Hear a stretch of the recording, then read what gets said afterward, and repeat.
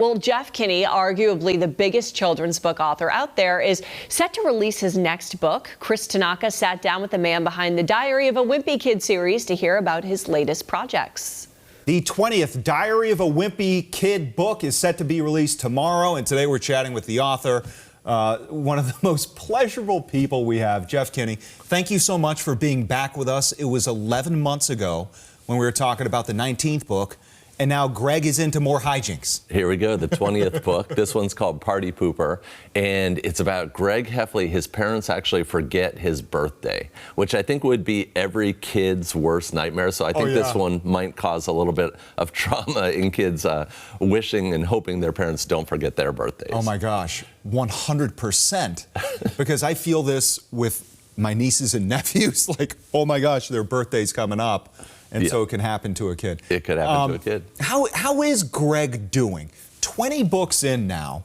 Is he on repeat, or do you get to kind of manipulate him a little bit and have him grow a little bit? Yeah, some people have asked me, like, how has Greg changed over the span of the books? Yeah. And the thing about cartoon characters is that they can't really change. That there's something that's reliable. Like Charlie Brown always has to miss the football. He can't really develop because cartoon characters are like a security blanket to kids and to their adult fandom. So I think that they need to be reliably same. Yeah, 100%. I want to jump right into the movies because we talked before we came out here about how you've got movies in production while you are writing these books. My boys and I sat and watched Roderick Rules, which we thought was hilarious. Thank you.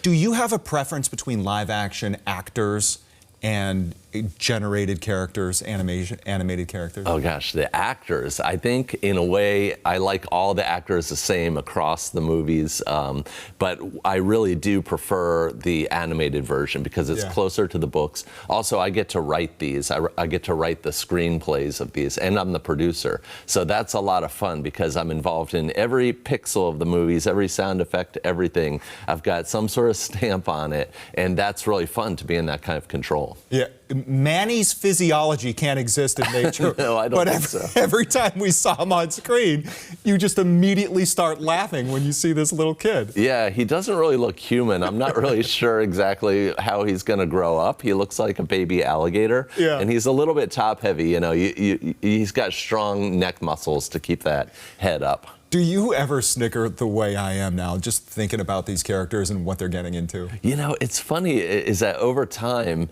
some writers say that they sort of believe in their characters or their characters talk to them. And I've always found that to be like a little bit pretentious. But now, after all these movies and these books and even a musical, like I've started to believe in the characters, so they seem really separate from me. Like I do get a laugh out of the characters. Like I feel like they are separate from me. Like, oh, what are we going to put him through today? Right, yes. Yeah. An Unlikely Story, your bookstore in Plainville, continues to be a treasure. How is the store doing? And you have peripheral plans to develop Plainville. Yeah. Where are we at with both of those? Well, the store is doing really well. Yeah. I'm just amazed at the authors we can draw there. On Sunday, we had M. Night Shyamalan and Nicholas Sparks together, and we had a line that went up the block, around the bend. It was about a half a mile long in the rain right before a nor'easter. And I'm like, I can't believe we can draw this caliber of author to our store.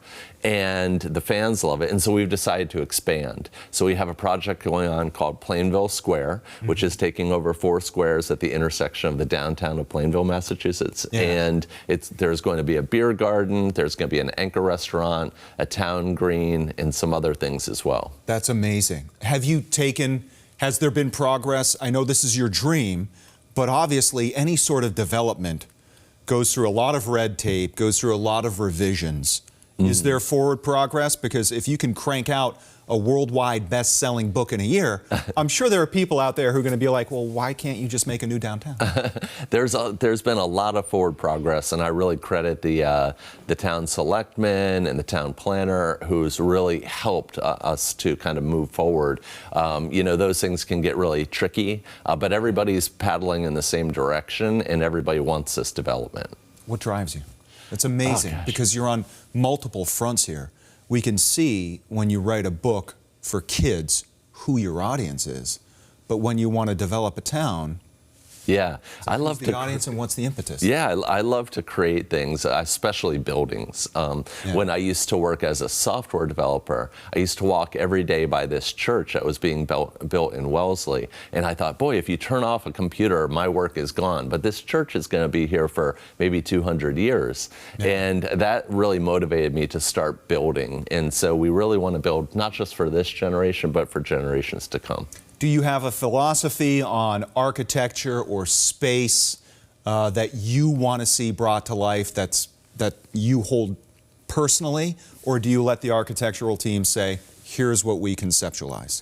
Yeah, when I first moved up here, the first place I worked, after I came from Maryland, I worked in Newburyport, Massachusetts. And I love the style there. I guess it's a Federalist style, but It's kind of like a wharf town style in a way. And so our building, An Unlikely Story, is actually very architecturally inappropriate for our town. It looks like it belongs in Newburyport, but you know, that was the starting point, and I want to build around that style. Incredible. Yeah, I'm on a mission to walk every single street in the city of Boston and tell a story about each one. Wow. And I've become somewhat of a fast food student on architectural styles from the 1700s through modern day. That's cool. I like that. But there's so many different, they evoke so many different emotions. Yes. Based on the periods of when they were present. Yeah. Contemporary. But there's something about that timeless Federalist style. It's so attractive. And one of the things that we did on our building is that we actually tumbled the bricks. So we took the bricks and basically put them in a giant washing machine, and it chipped them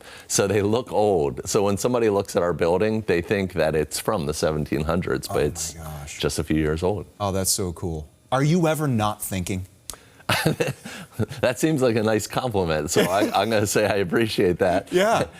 Yeah, when I go to bed, I put in my audio book, and I'm out like in 25 seconds, you know, so I only make like 25 seconds of progress every night listening to my books. But that's okay. Yeah, that's okay. It just seems to me that you're a person who is just constantly conjuring up either what may be next or what you'd love to do. Yeah. And I'm really lucky. I get to work in like 4 different areas. I get to be a movie producer, a screenwriter, I get to be a builder, a town planner, and I get to be an author. So there's for somebody who's got attention deficit disorder qualities, it's really good for me to have lots of things to do. So when we spoke in advance of book 19, you were heading off to China and Japan. What's in store for the release of book 20? We're going on a domestic tour, so I'm driving from Massachusetts all the way down to Arkansas, and then I get on a plane, and I think I'm going to 9 different countries before December 15th.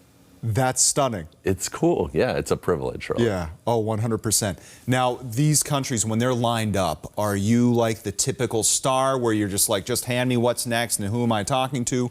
Or do you take an active part in mapping out your route, where you'd like to go, who you want to speak to? Yeah, we're trying to do something really ambitious and put on a show wherever we go. So we have this thing called the Partypooper show, and it's this big interactive event. It's really different than what you might see in a normal author talk.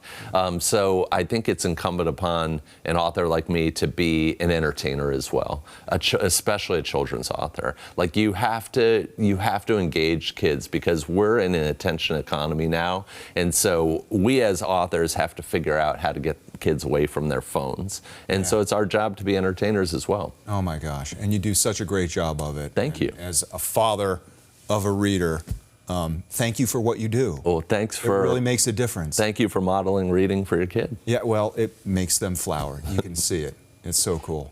All right, Jeff, thank you so much for stopping in. Continued success. And Jeff Kinney, one of the best ever. Thanks. Thank you very much. Yeah.